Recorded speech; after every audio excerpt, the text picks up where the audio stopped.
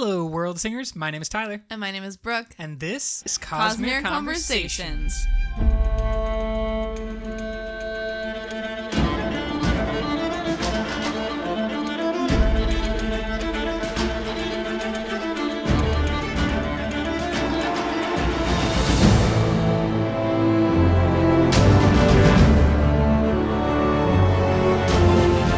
Brooke, welcome back. We have returned from our adventures around the world, traveling, and fans, welcome back after last week's episode, The Traveler. I wish we were traveling around the world. I guess we didn't travel around the world. It was We did travel, though, and everyone else listened to The Traveler, so. Which I really loved.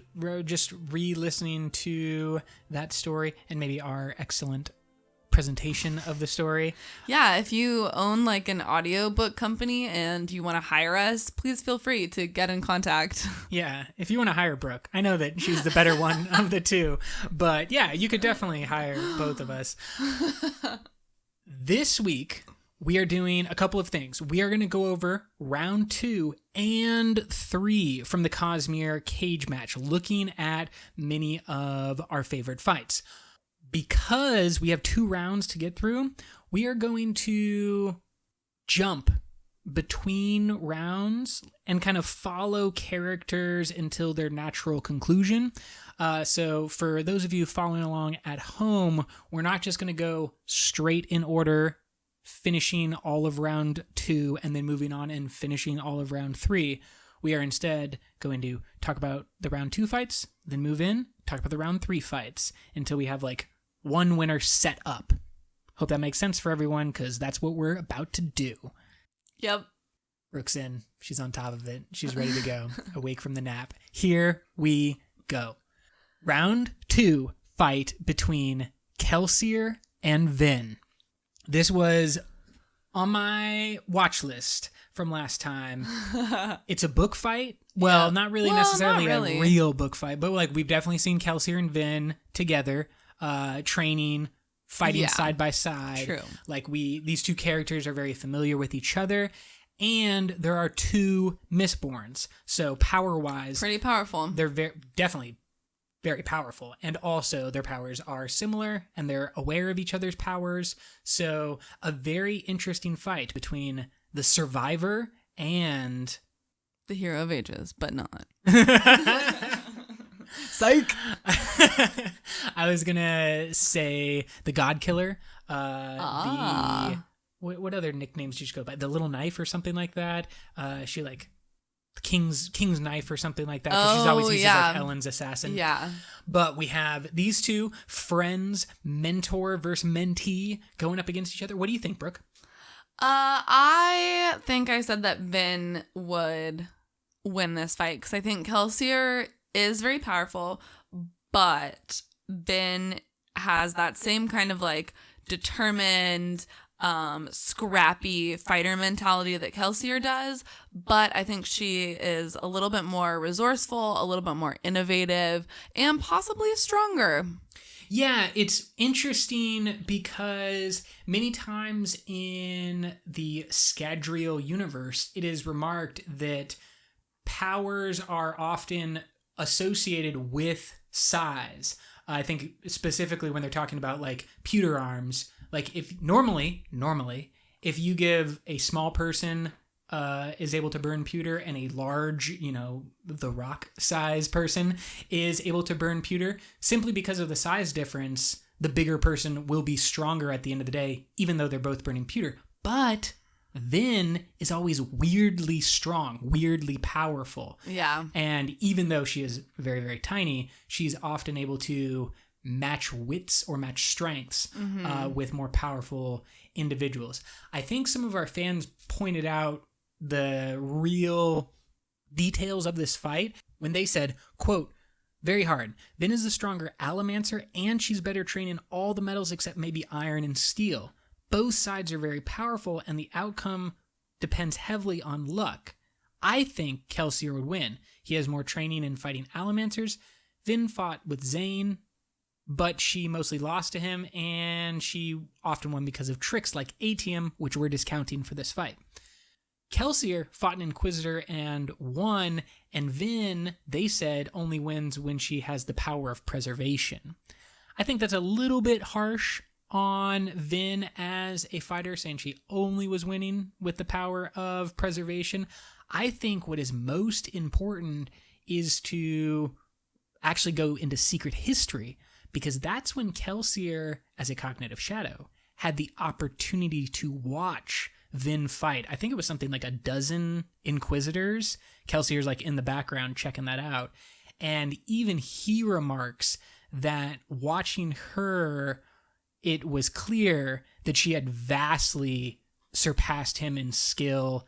He famously fought one Inquisitor and like kind of won and then loses immediately. But like he only ever went up against one Inquisitor. I feel like this is kind of a moment that could be seen in The Matrix as well, when all the other characters are like, we don't fight the agents, we don't fight the Inquisitors because they're too dangerous. And then Neo comes along and he's like, I'll take you. You know, I'm doing hand motions now. Well, but I think probably the most powerful we see Vin would be Hero of Ages, the last book. Yes. And she fights a lot in that book. She fights the Koloss. She fights like entire armies of Koloss, like basically by herself.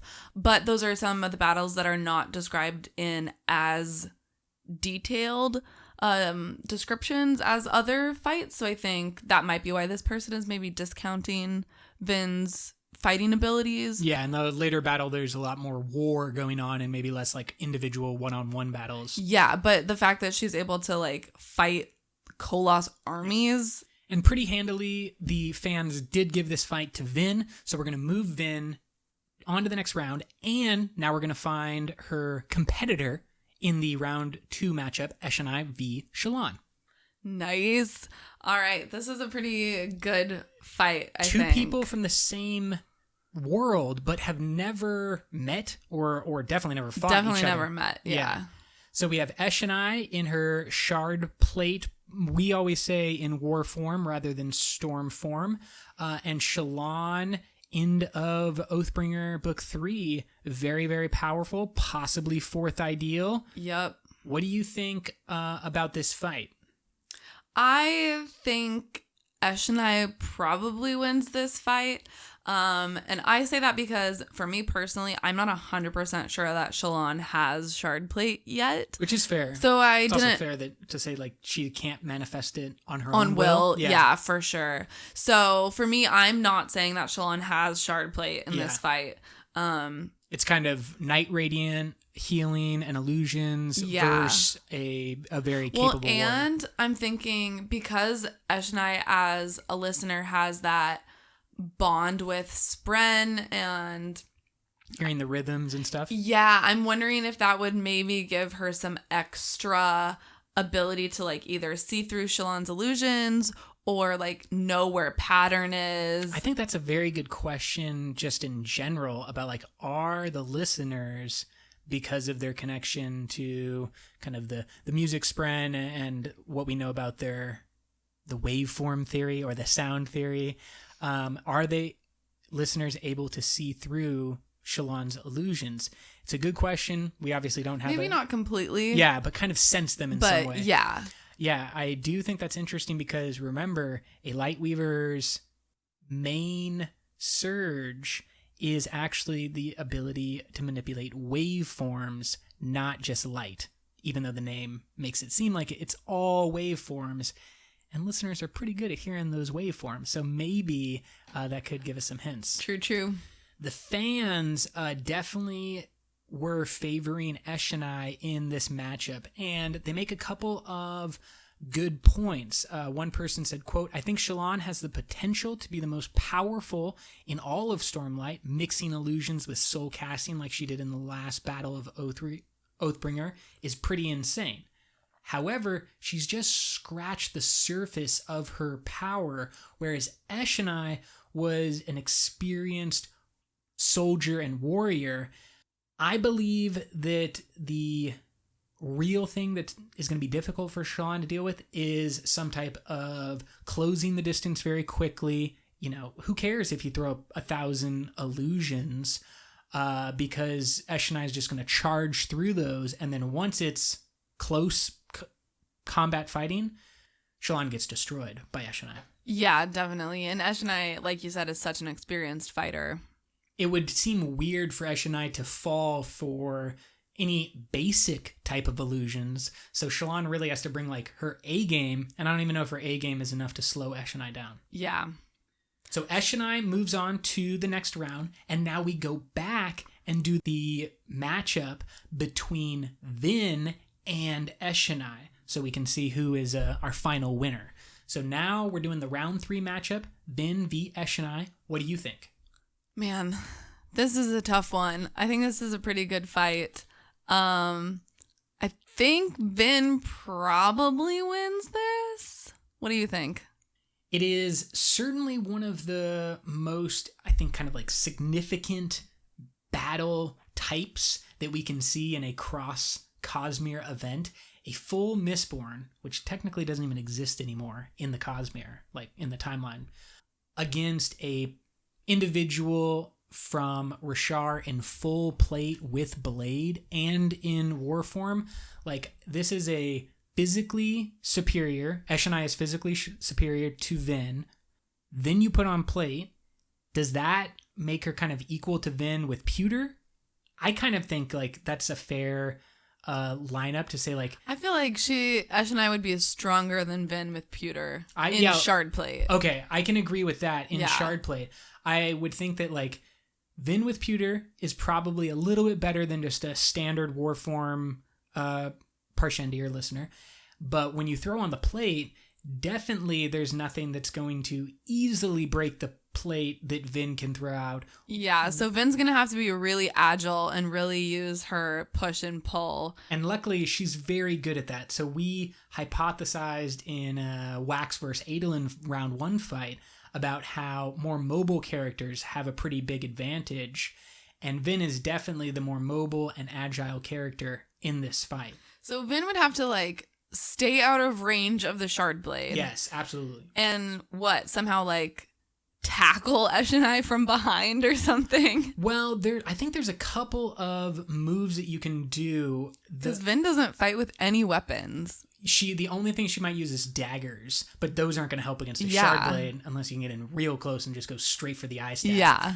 I think the move is to do something like what we described Wax doing, which is keep your distance and just pelt the shit out of that shard plate. Remember, because Vin doesn't even have a gun. She doesn't have guns, but she has coins that she can use. It's definitely a good fight. I think she can use those coins in a similar way to a bullet. Yeah, that's going to be, and she can recycle so much harder, though. Definitely it's going to take more time than bullets. Yeah. But she can throw the coins into the plate and then pull them immediately back and fire them again. Unless the plate is so hard that the coins become like useless. It's possible that the coins can never break through the plate. I think the one move that Vin does have that's interesting and could always be used in interesting ways in the book is the use of Duralumin to boost one or more of the other metals. It's a risky play, but she could theoretically do something like a steel push coin Duralumin blast with pewter to save herself and send that right through Eshonai's skull.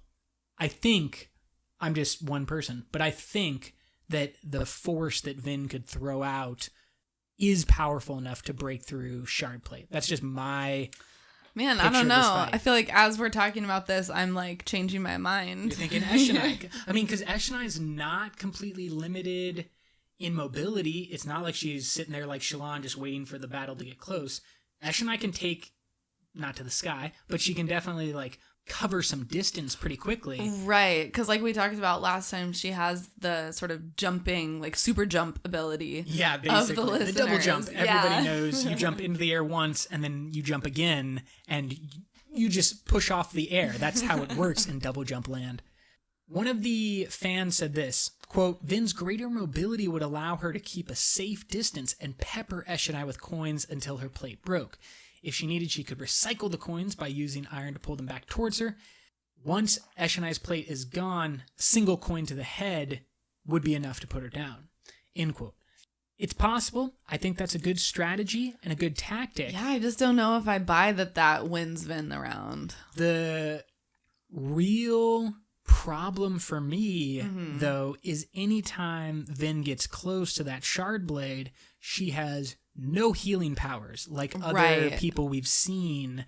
So she really can't ever get hit by Eshonai. Yeah, she has to be 100% perfect to make no mistakes. Yeah, which, she hasn't ever fought anyone who was maybe as deadly with the exception of the Lord Ruler, I would say, and he didn't really use all of his powers. But Vin versus Eshonai is I think, intense matchup. Definitely. What did the fans say? The fans settled this one, and pretty close, but definitive, they give Vin the victory.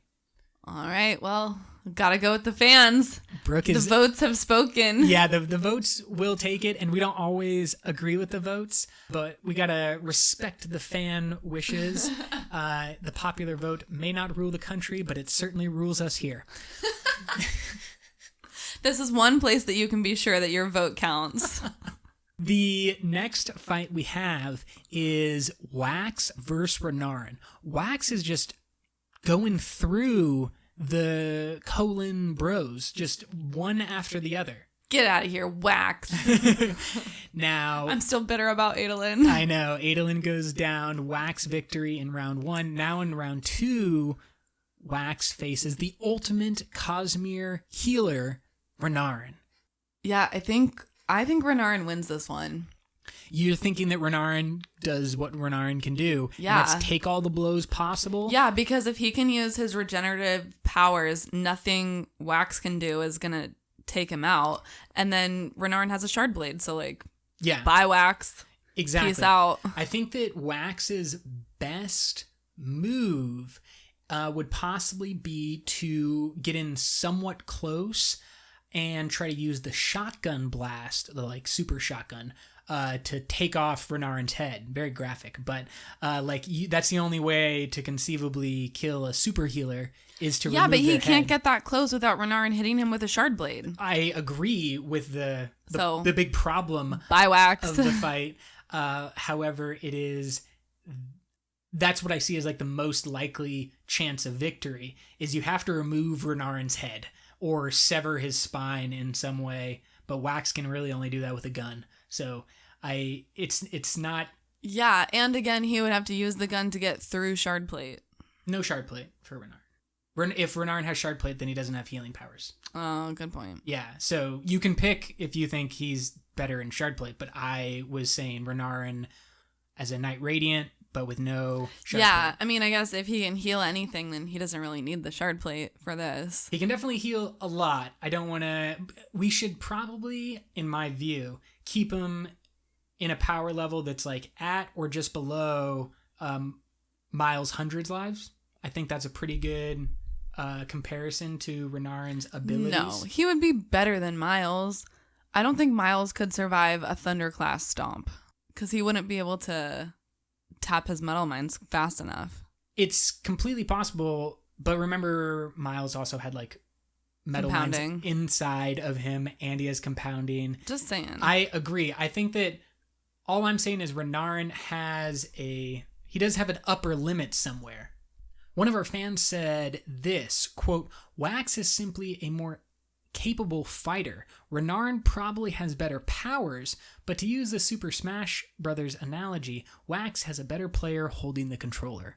End quote. I think that's a pretty fair point in terms of experience as a combatant. Wax is definitely 100% way more experienced than Renarin as a fighter. Nope. You don't think he's more experienced? I mean, he is more experienced. I just don't think there's any way he wins this fight. Basically, you are saying that Renarin's healing power so strong that nothing Wax can do will give him the victory. Yeah, and just the fact that Wax doesn't have any he doesn't have any protection at all. Yeah, no healing powers for Wax. I guess an interesting thing that could happen, well, never mind. There's a lot of interesting things that could happen. Another one of our fans said this, which I thought was really interesting and kind of gives the difference between a tactical fight and a strategic military campaign. Quote, I think Renarin is more useful as a component of a military system. He can predict the future to a limited degree, heal himself and others, and so on. Wax, on the other hand, is kind of a loner. But when you get down to it, Wax would kick Renarin's ass. Even though Renarin's healing might be an issue, this person gives Wax the victory. I don't know, man. I feel like people are giving Wax way too much credit.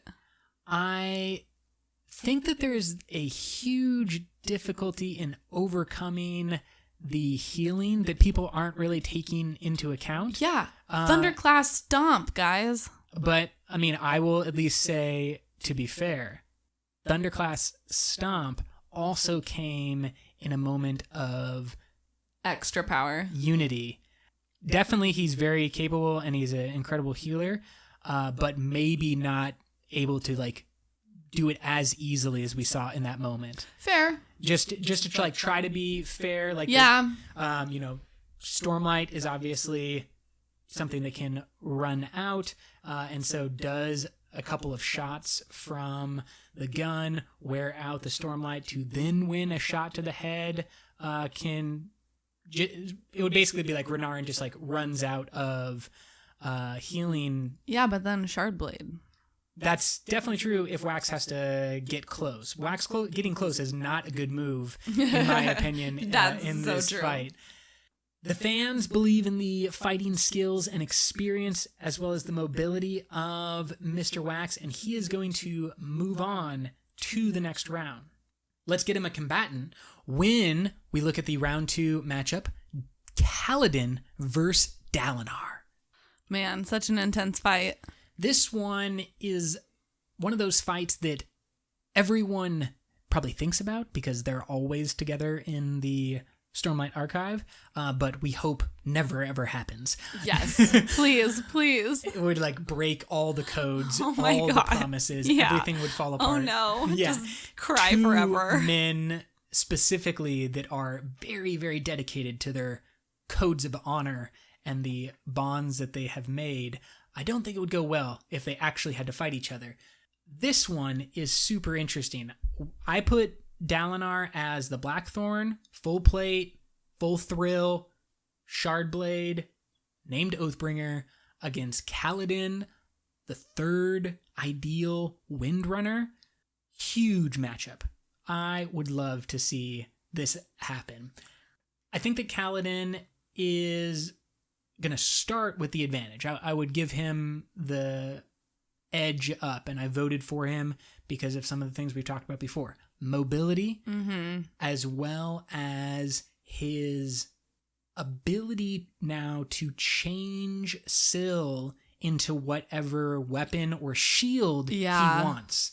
That to me is like really big and really significant to the point that like we haven't even seen it all that much, but there were a couple times in the end of Oathbringer, maybe even a few more of the fights, but definitely in that battle against Amaram, where Caledon shifts Syl from a weapon to a shield and like catches shard blades or otherwise blocks incoming blows. Yeah, I think that fight in Oathbringer is one of the most like intense, difficult fights that Caledon could ever have. And so then if he's fighting Dalinar, I kind of feel like those are at least comparable. I think Amaram might have even been more difficult. With all his powers, I think that Amaram is definitely... Yeah. I mean, just the thing that, like, in the fight against Amaram, Caledon had to constantly be flying, even when he was trying to fight, because if he were to touch the ground, Amaram would like morph the stone around Caledon's feet. So just try to think about that. How do you thrust a spear or your weapon at someone with any force? Yeah, you have nothing to give you... No foundation, nothing to push off of. So he's constantly using lashings to give himself positioning. That's a great core workout. It's incredible, both as a physical and magical workout. And I really just don't think that Dalinar would ever represent that big a threat to a fully realized Caledon. Yeah, absolutely. Because at the very least, Caledon can count on the fact that Dalinar will be mostly land-bound. Yes. Like, there's a structure and a limitation to what Dalinar can do that is able to be predicted. Yes, and it's also something that Caledon's dealt with many times before. Even before, maybe he had very, very light connection to Syl when he killed his first Shardbearer, but he certainly did not have access to surges or any type of training as a Windrunner. And Dalinar is definitely, more talented as a fighter than any of the other Shardbearers that Caledon's fought. Yes. But I still think Caledon wins this. And so do the fans. One of them specifically pointed out, quote, turn Syl into the 15-foot spear and then fly around poking Dalinar. GG, easy. End quote. I gotta say, that's a pretty good way to fight if you're gonna have to fight a Shardbearer.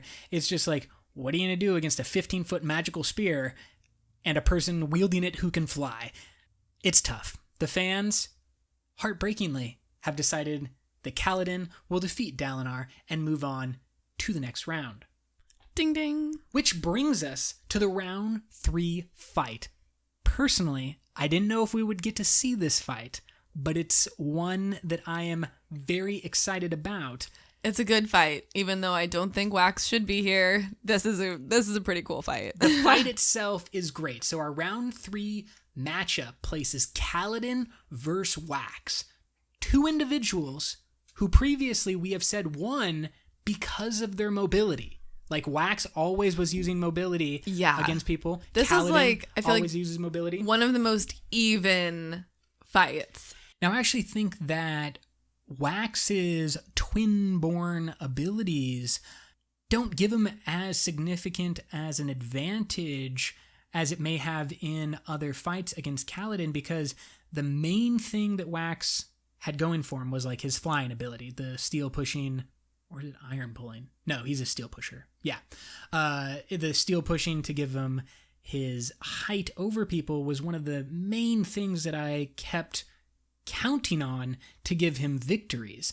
Like, it's a huge significance to be able to fly when your opponent cannot. Yeah, but now he is doing his steel pushing with Caledon, who also can take to the skies. And do you think, I believe that the lashing that Caledon can do is way better than steel pushing. Yeah, I think it's more dynamic. Caledon has more freedom. Mm-hmm. So while they're both pretty practiced with their version of this flying-ish ability, I think Caledon has the advantage just in terms of flexibility and dynamism. One of our fans said, quote, even with his allomantic abilities, I just feel that if full Night Radiant Windrunner takes this, Caledon is just too talented of a fighter, end quote. Yeah, and I think they're both very instinctual combatants, right? They've like taken to their version of combat in a very natural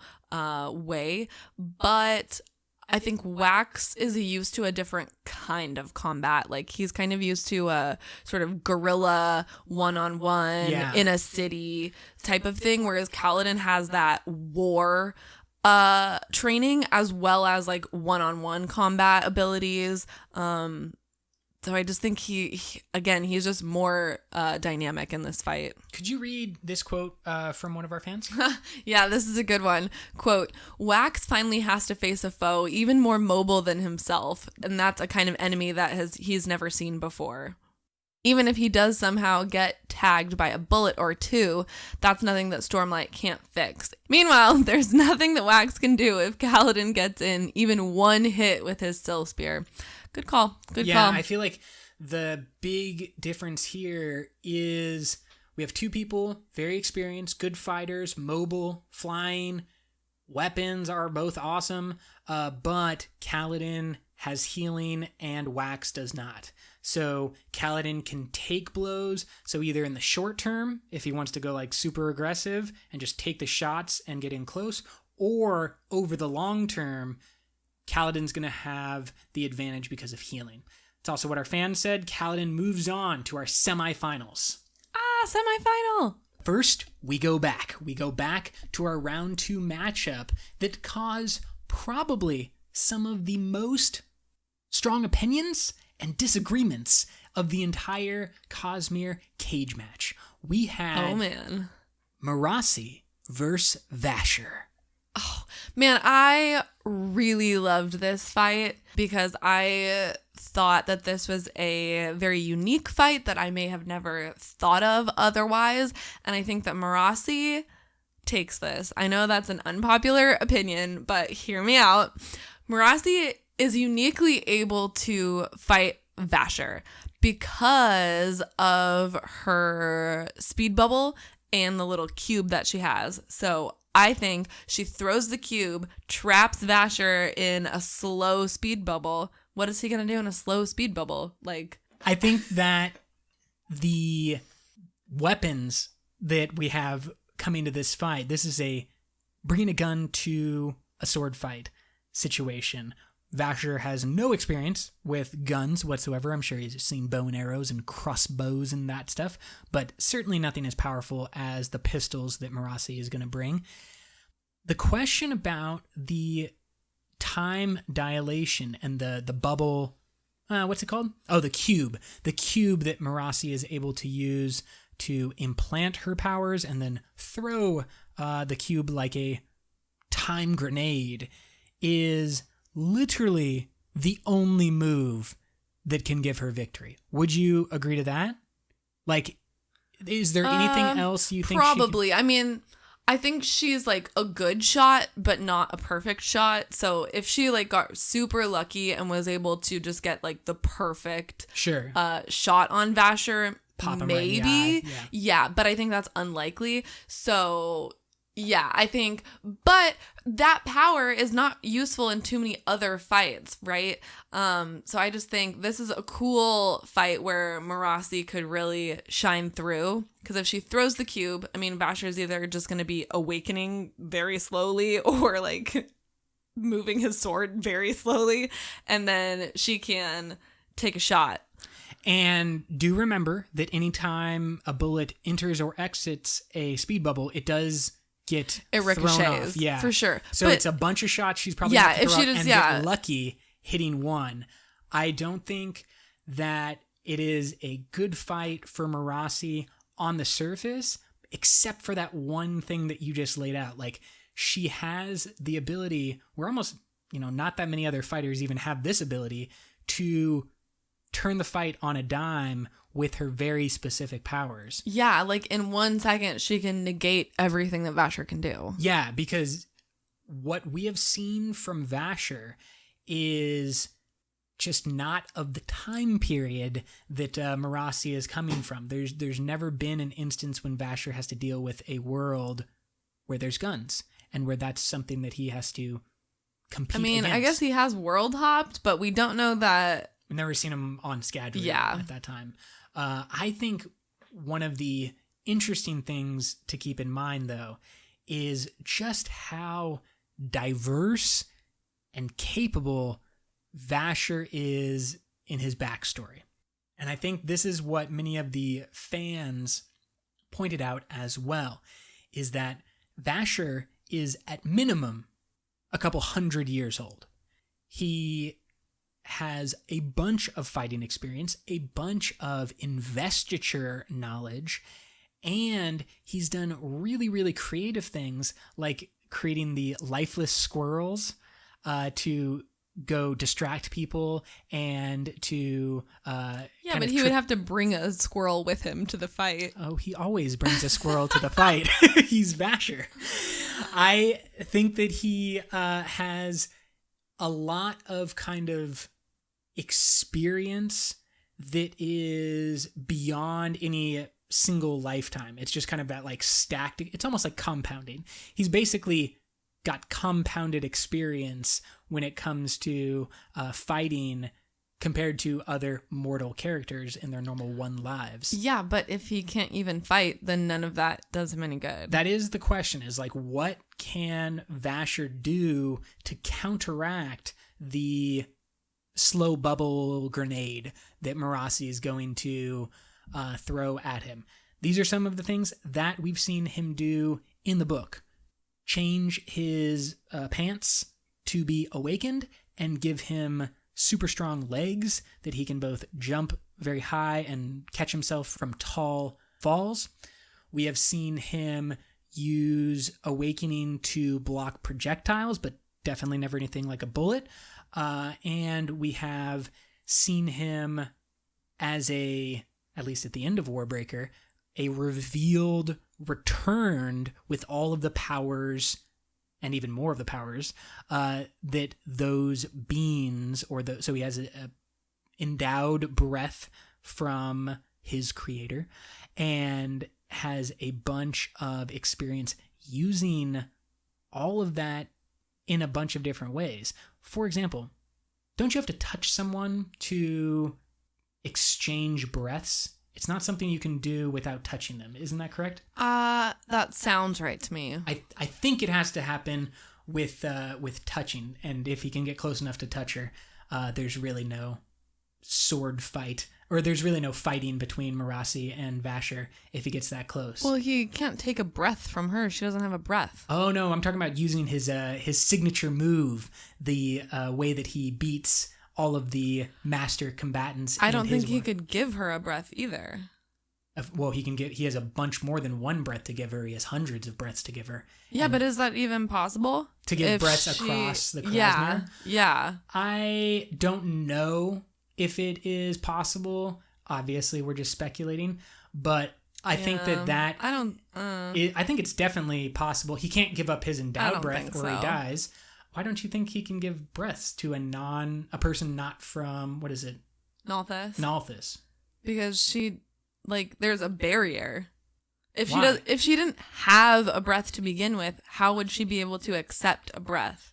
Because she has a spiritual soul, and you're saying that because people are specifically capable of having breaths, and that definitely sounds correct. Yeah, that's the whole way that their magic system works. The Shard of Endowment chose to give each person who is born on Nalthis a breath. So if you're not born on Nalthis, you don't have breath. You don't have a breath, yes. But could you take a breath? Could you be forced to take a breath like Vasher does in his signature move? I don't think so. I don't know. That's an interesting question. I'm also kind of interested. You would have to change their spirit web to be able to take breath. Maybe. Or...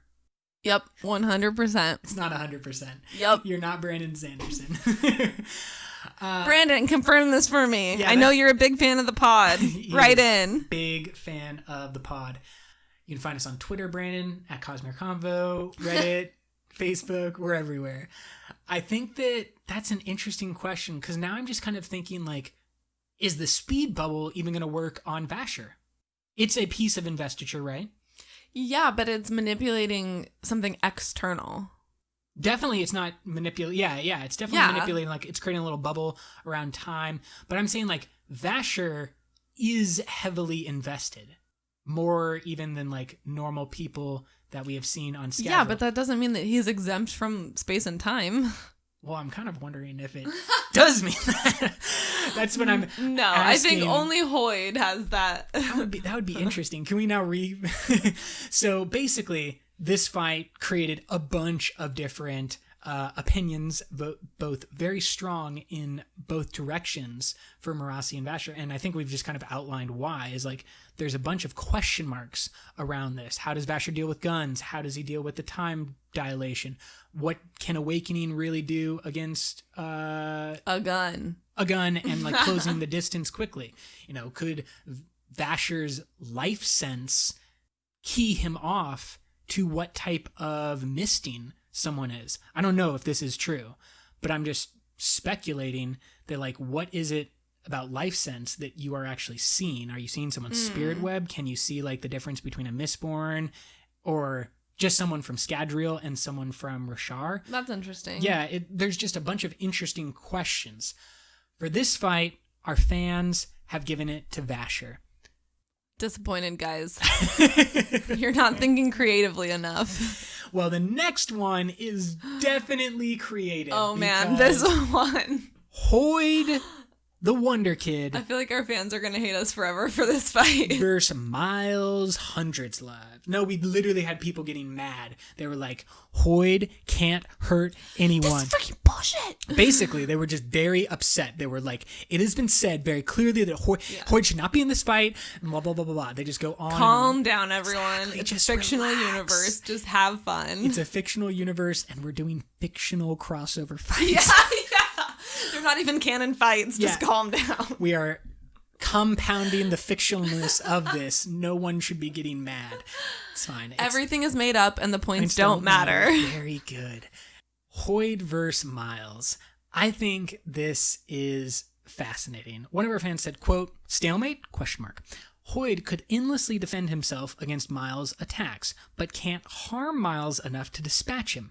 Miles keeps attacking, but Hoyde can always heal. I guess Miles eventually runs out of ammo, or just gets tired, end quote. I feel like that is one of the best examples of what a real fight between these two. Like, Miles is super angry and just like throws everything that he has at Hoyde, and Hoyde like shrugs it off kind of. I mean, he's got multiple... We know he's at the very least, he is a Knight Radiant. So he has that healing power. He's got whatever his Yolan powers are, whatever been keeping him around for so long. And we think he's a full Mistborn because he took that bead of Lerasium and is guarding it as he would his own skin. Well, yeah. I mean, he for sure has some Elementic abilities. He may be a full Mistborn. Any way you slice it, he's definitely powerful. But again... can't hurt anyone. Another great point from our fans was, quote, Miles is not mentally sound, something Hoyde would exploit and break him in a war of the mind, end quote. That's where I think this fight is going to take place. Totally. I actually wrote, Hoyde just sits around and just like insults him until Miles just like slits his wrist. That's how I think it's going to go. And it's not going to happen quickly. So I wrote a full retcon for this fight. I have changed everything about the Cosmere. So once again, Brandon, feel free to contact me and like pick my brain, because this is actually what happened. Miles supposedly died at the end of Mistborn Era 2, Book 1. Guess what? Nope, he didn't. He was grabbed by ad nauseam. I don't even care. He was grabbed by ad nauseam, thrown into a little pocket universe where there's just an infinitely flat plane, and challenged by Hoyde. They have been in this fight for thousands of years now. Just sitting around, fighting each other. At the first, it was Miles was angry and fired everything he had into Hoyde, and Hoyde just took it all.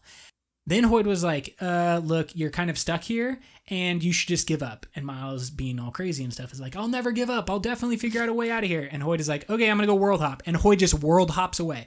And so Hoyde has done everything we have seen him do in the books. While Miles is just waiting for him. Every time he hops back somewhere out of the books, and everybody's like, where did Wit go? Where did Hoyde go? Where's that beggar? He just pops in and lands a punch. Exactly. He's just dropping in to the pocket universe to fight Miles, and really not even to fight him, just to see if he has taken out all of his gold mines and committed suicide. Over enough time, that is exactly what will happen. Hoyde will outlast and outsurvive, but not actually outcombat Miles' Hundreds Lives. Do we know that Hoyde has that much healing power, though? To legitimately, like, take a bunch of bullet... like, how much can he really take, you know? Well, there's a couple of things that fans pointed out when it came to Hoyde. In a Word of Brandon, one fan pointed out that a questioner asked, who is the most powerful non-shard entity in the Cosmere? And Brandon himself said it's probably Hoyde. So, obviously not counting shards, but Hoyde definitely has a lot of healing. He almost laughed in Yasna's face when she threatened him with the shard blade. That's true. So he, obviously that can be acting, and Hoyde is plenty good at being an actor. But it also just might be confidence in his long-lasting life. It kind of also comes down to the meta-ness that we have discussed before when it deals with Hoyde. Yeah. Hoyde can't die because Brandon needs him. So therefore he will remain alive regardless of whatever happens because Brandon needs him later. And therefore nothing that happens now can affect Hoyde. That's just part of our deep Hoyde theory, Yep. which you can go back to our very first episode if you really want the craziness of that. However, I think that Hoyde wins this by driving Miles insane over multiple hundreds or thousands of years. I agree. Excellent. Hoyde moves on to face Vasher. Vasher V Hoyde. I love this fight. I love this fight because we have two characters that we know are unlike all the other characters. They're also both so sassy. Oh man, they're just they're beyond being experienced. They're beyond being wizened. Just like wizened? I don't even know how to say that. Battle worn, world weary. Literally too old to still be alive. Like they shouldn't be alive anymore. Even though like Vasher is a heck old and Hoyde is like old enough to be Vasher's like great-great-grandfather. Oh, I mean, I'm pretty sure that Hoyde is old enough to be everybody's. I'm just saying. But yes, two old Cosmere dudes. And I think that one of our fans who got creative with it, I like when they get creative with it, said this, quote, "I like this one. I don't even want to see a fight. I just want to see them sitting and having a conversation. Still, since I have to choose, I say Hoyde. Always Hoyde." End quote. I just want to see a conversation between these two people as well. Yeah. I don't even need to see a fight. I literally just want to, hey, what's going on in your neck of the woods? I don't know. What's going on in your... I want basically maybe the Traveler, they just like but with Vasher chat for a while and then they're like, so which of us should win? And Hoyde's just like, I don't really care enough. Goodbye.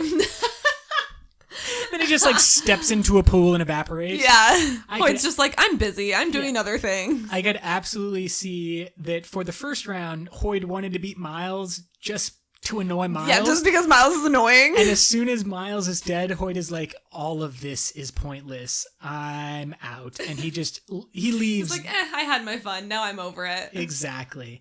Vasher, in that instance, would win by default and move on to our semifinals. Oh, hey. And now we have a round 2 matchup that I thought was really interesting. Depending on how you set the limits, we had Wrathen versus Spook. What were your thoughts about... Now, let's first say, how do you imagine Spook in this fight? Oh, I think I was imagining Spook as a tin savant and like maybe with pewter, but not as Lord Mistborn. I honestly completely forgot that he is even... I mean, Lord, it happens literally between the books.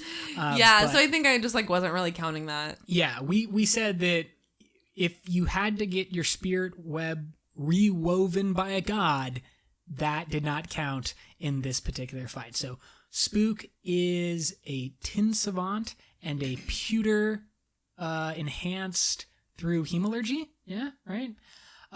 In this fight for us.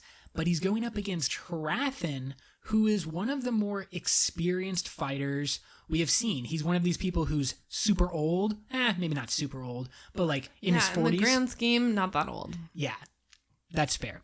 He is and not that experienced. For a warrior. He like pales in comparison to Dalinar. Oh, I would agree that Dalinar is probably like one of the only people who has more. I mean, I don't know. Like Wrathen is fine, but compared to everyone else, I'm just like, let's put it this way. Whatever. On his world, he was very, very capable, competent, and powerful, and feared for good reason. He had a full set of normal plate, which I think will actually help him in this fight, as we'll talk about in a second. But he has trained with multiple of the fighting monks across Elantris, including the Dakor monks, although he didn't like that because they were super creepy.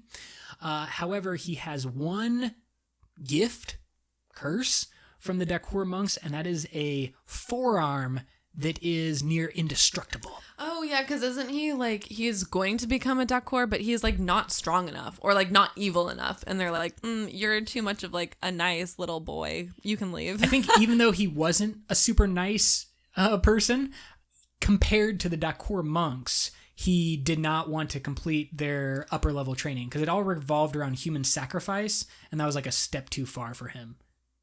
So he completed like the first level of Dakor monk training. That's why he has one bit of his body is changed, but he never became advanced in the Dakor monastery. However, Spook has a tin savant and pewter body, which basically makes him incredibly durable, incredibly strong, and Daredevil-esque in his fighting prowess. And we saw that a lot in the third Mistborn. Like, I think he's just always going to see Wrathen coming and be able to dodge any attacks that Wrathen may launch.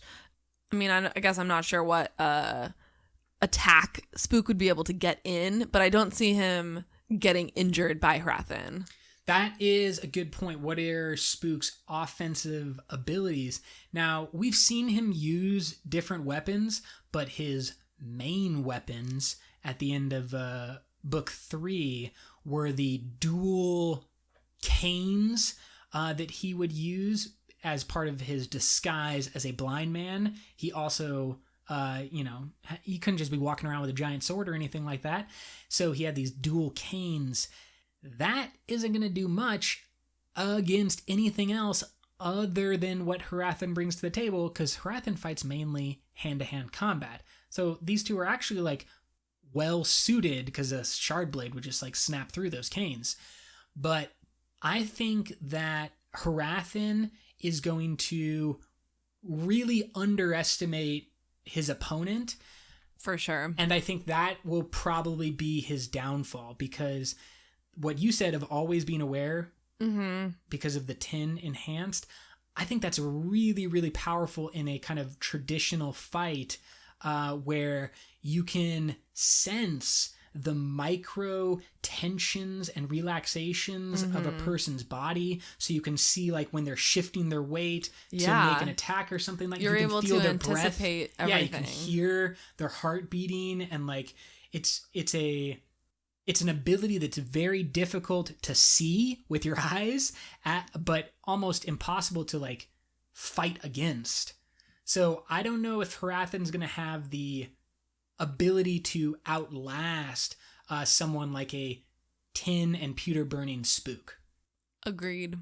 That's what our fans said as well. Spook moves on to our next fight.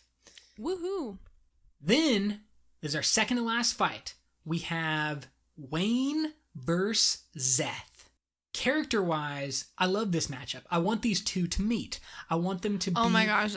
Zeth would hate Wayne. Exactly. That's why I want them to meet.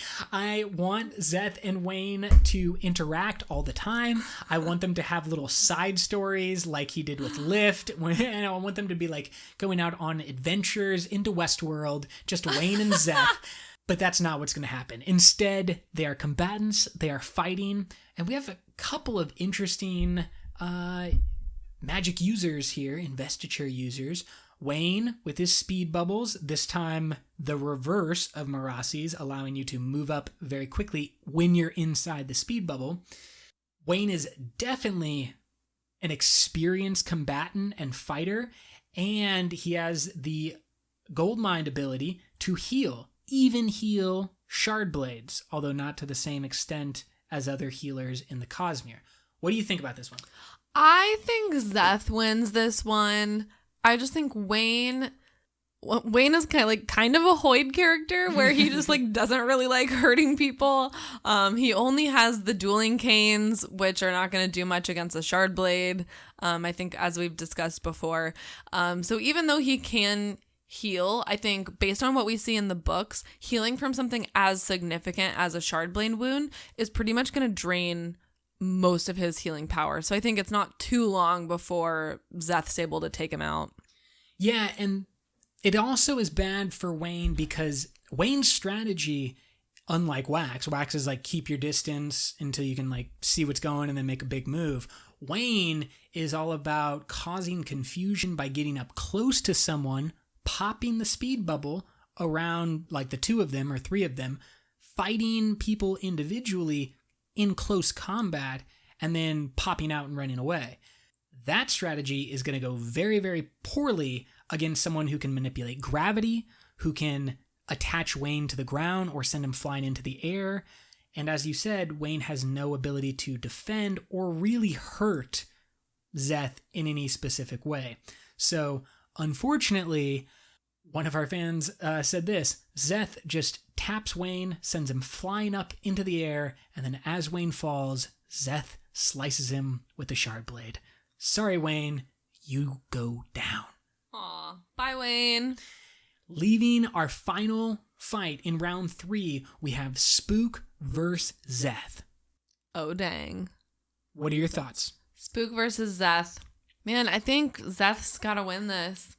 Unfortunately, I feel like this is the worst fight that Spook could be in. Yeah. As we said before, Spook not bringing any type of weapon that can deal with a honor blade or shard blade. Yeah. Similar to Wayne, but without the healing ability. So, like, he's even more screwed. Like, yeah, he is going to be able to feel Zeth coming, but I just think that's not going to do him any good. Like, he's going to hide on the ground and put his hands over his head and then just get sliced.